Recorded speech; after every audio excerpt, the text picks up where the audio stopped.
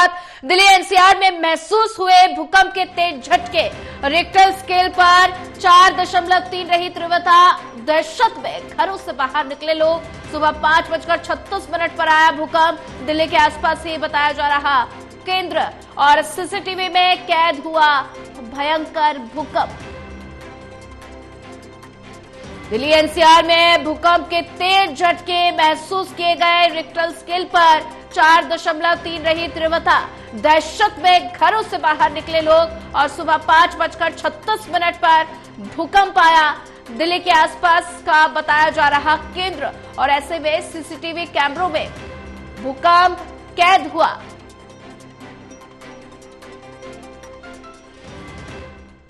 Delhi NCR में महसूस हुए भूकंप के तेज झटके। रिक्टर स्केल पर 4.3 रही तीव्रता और दहशत में घरों से बाहर लोग निकले और कुछ लोगों की नींद ही भूकंप के तेज झटकों से खुली। और ऐसे में अगर बात की जाए तो सुबह 5:36 पर भूकंप के झटके महसूस किए गए। दिल्ली के आसपास का केंद्र बताया जा रहा है और ऐसे में आप देख सकते हैं तस्वीरों में घर का पंखा किस तरह से हिल रहा है और दिल्ली एनसीआर में भूकंप के तेज झटके महसूस किए गए। दहशत में घरों से बाहर लोग निकले और सुबह 5:36 का समय जब भूकंप के तेज झटके महसूस किए गए। दिल्ली एनसीआर में महसूस हुए भूकंप के तेज झटके। रिक्टर स्केल पर 4.3 तीव्रता रही।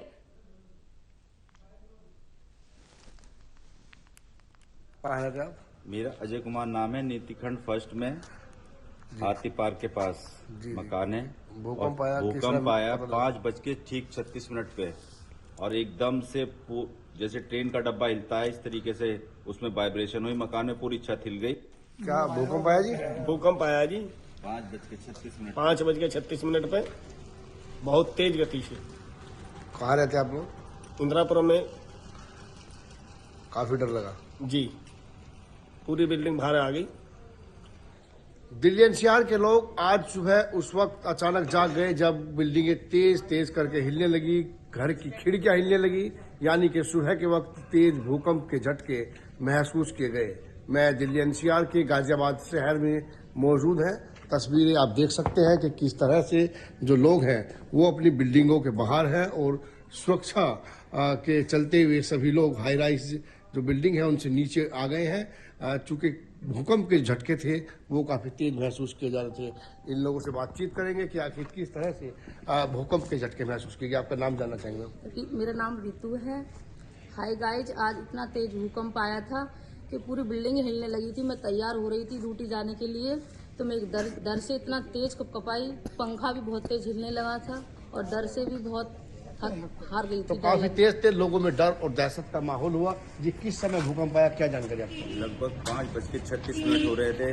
बाहर जाने के लिए निकल रहा था तभी एकदम से पूरी बिल्डिंग विंडो हिल गई और हिलने के बाद तुरंत से पहले बच्चे शोर मचाते हुए उठ गए और जब निकले हम थोड़ी सी देर बाहर तो मेरी पूरी बिल्डिंग बाहर निकल गई सुरक्षा के देखते हुए। भूकंप इतना तेज था कि जो खिड़कियां थी, दरवाजे थे वो हिल रहे थे, पंखे हिल रहे थे। जी, सुबह क्या महसूस हुआ आपको? मेरा नाम दिनेश शर्मा है जी। मैं अपनी शॉप खोल कर खड़ा था सुबह। मैंने जो शॉप का सामान निकाला तो मेरा सामान बहुत तेज गति से हिला और मैं तुरंत बिल्डिंग से बाहर आया और मेरे सभी बिल्डिंग के लोग बाहर थे। गाजियाबाद में ये भूकंप काफी तेज तीव्रता का महसूस किया गया है। हालांकि अभी किसी के जान माल की कोई नुकसान की सूचना नहीं है। जी, क्या सूचना आपको? किस तरह? हम का बोलना जो है बताओ ना भाई। तो इसी तरह से गाजियाबाद के पूरे दिल्ली एनसीआर में तेज भूकंप के झटकों ने सुबह के वक्त लोगों को दहशत में डाल दिया। भूकंप के बाद लोग अपनी इमारत से नीचे आए और सुरक्षित खड़े हो गए। Karanveer Kashyap, total news, Ghaziabad. Delhi NCR में महसूस हुए भूकंप के तेज झटके और रिक्टर स्केल पर 4.3 तीव्रता रही और ऐसे में दहशत में घरों से बाहर लोग निकले हैं। ज्यादा जानकारी साझा करने के लिए हमारे साथ रिया राय जुड़ चुकी है। रिया, दिल्ली एनसीआर में सुबह सुबह भूकंप के तेज झटके महसूस किए गए और दहशत में लोग जो है वो घरों से बाहर निकल गए और कुछ लोग तो ऐसे थे कि जिनकी नींद ही भूकंप के तेज झटकों से खुली।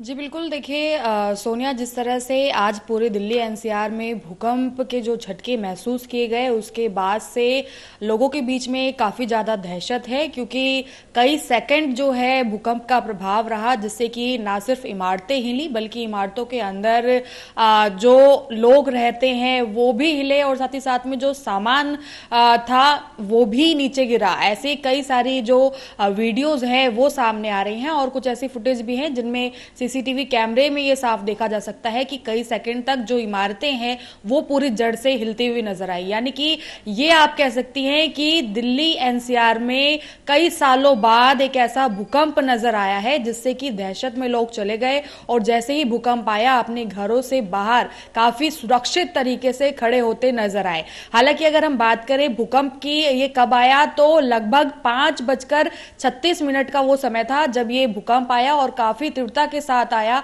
और बताया जा रहा है कि कई सेकंड तक ये भूकंप रहा, जिसमें कि इसका जो केंद्र बिंदु है वो दिल्ली रहा और केंद्र बिंदु दिल्ली होने के नाते ये बताया जा रहा है कि दिल्ली से इसका धरती के साथ जो प्रभाव था वो काफी आसपास में था, यानी कि लगभग 5 किलोमीटर की गहराई थी। इस वजह से यही कारण है कि भूकंप का असर काफी ज्यादा दिल्ली एनसीआर के लोगों ने महसूस किया। हालांकि अगर इसके प्रभाव की बात करें तो दिल्ली एनसीआर में दिल्ली और इसके अलावा नोएडा और इसी के साथ साथ में गुरुग्राम, ऐसे कई सारे जो ये क्षेत्र है यहां पर भूकंप का जो कंपन है वो महसूस किया गया है। साथ ही साथ में क्योंकि लोग घरों से बाहर आए हैं और दहशत का एक तरह से आप कह सकती कि माहौल है, क्योंकि कई लोगों की जो नींद है वो सोनिया खासकर इस भूकंप की वजह से खुली और कुछ जो सामान है वीडियोज में वो भी देखे जा सकते हैं कि घर में इमारत हिलने की वजह से वो नीचे गिरे।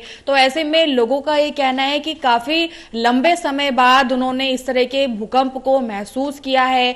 जो लोग बाहर थे उनको चलते फिरते भूकंप का जो कंपन है वो महसूस हुआ। कुछ लोग काउंटर पर दुकानदारी जो अपनी सुबह के समय में खोल रहे थे उनके काउंटर्स हिले और बहुत से जो लोग दफ्तरों के लिए आप कहिए जो मॉर्निंग शिफ्ट में है वो जा रहे थे उनको भी कंपन का महसूस हुआ और जो गाड़ियां चल रही थी उस वक्त चलती गाड़ी में भी कंपन महसूस हुआ।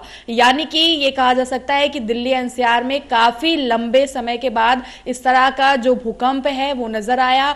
लेकिन फिलहाल अब तक इस भूकंप के चलते किसी भी प्रकार के नुकसान की जो खबर है वो अभी तक सामने नहीं आई है और इस कंपन को लेकर सिर्फ आम जनता ही दहशत में नहीं है बल्कि राजनीतिक चेहरे जो हैं उनके माध्यम से भी एक्स पर पोस्ट करके ये बताया जा रहा है कि ये जो कंपन था, जो भूकंप था वो काफी भयंकर था। जिसमें अगर हम बात करें तो अभी कार्यवाहक आतिशी जो है आम आदमी पार्टी से, उन्होंने भी ट्वीट किया है और ये लिखा है कि काफी भयावह कंपन था और मैं आशा करती हूं कि सभी सुरक्षित होंगे। और उसी के साथ साथ में बीजेपी के नेता हैं गिरिराज सिंह, उन्होंने भी ट्वीट करते हुए ये लिखा है कि काफी ज्यादा जो भयंकर भूकंप था, आशा करते हैं कि सभी सुरक्षित होंगे। तो यानी कि इस भूकंप ने ना सिर्फ आम जनता बल्कि जो राजनीतिक चेहरे हैं उनकी भी नींदों को उड़ा दिया और सुबह की शुरुआत आज आप कह सकती हैं कि भूकंप से हुई है और ऐसा भूकंप दिल्ली एनसीआर में कई सालों बाद देखने को मिल रहा है। लेकिन सहूलियत की बात यह है कि अभी तक किसी भी तरह की नुकसान की जो खबर है इस भूकंप की वजह से नहीं आई है, क्योंकि देखिए इसकी तीव्रता जो है वो 4.3 मापी गई है, लेकिन फिर भी भूकंप जो है उसका कंपन जो है वो बहुत ज्यादा तेज था और सेंट्रल से लगभग धरती की जो गहराई थी वो 5 किलोमीटर थी और तेज होने के बावजूद भी फिलहाल कोई भी नुकसान की खबर अब तक नहीं मिली है। तो ऐसे में ये कहा जा सकता है कि दिल्ली एनसीआर के लोगों ने कई सालों बाद इतने भयंकर भूकंप को जरूर महसूस किया, लेकिन काफी सहूलियत की बात है कि किसी भी प्रकार की जो घटना है वो अब तक सामने नहीं आई है। बिल्कुल रिया, अगर बात की जाए तो सुबह 5:36 पर भूकंप के तेज झटके महसूस किए गए। तो ऐसे में अगर बात की जाए तो केंद्र क्या रहा? एपिक सेंटर दिल्ली बताया जा रहा है, लेकिन दिल्ली में कौन सा इलाका है जो केंद्र रहा? जी देखिए, अभी जो इसका केंद्र है वो दिल्ली ही बताया जा रहा है कि दिल्ली, और साथ ही साथ में धरती से लगभग 5 किलोमीटर की जो इसकी गहराई है और दिल्ली इसका सेंटर था। इसकी वजह से ही जो दिल्ली एनसीआर के आसपास के इलाके हैं वहां पर इसका कंपन ज्यादा महसूस किया गया।